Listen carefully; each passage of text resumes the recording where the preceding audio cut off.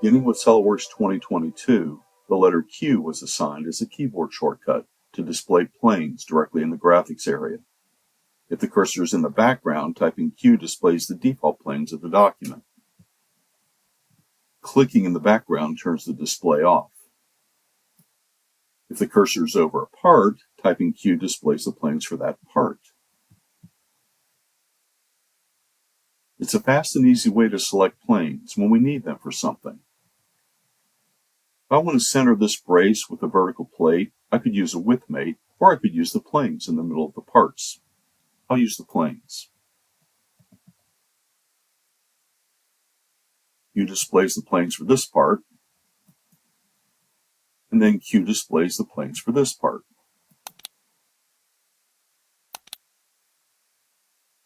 It's a very useful predefined keyboard shortcut. Thank you.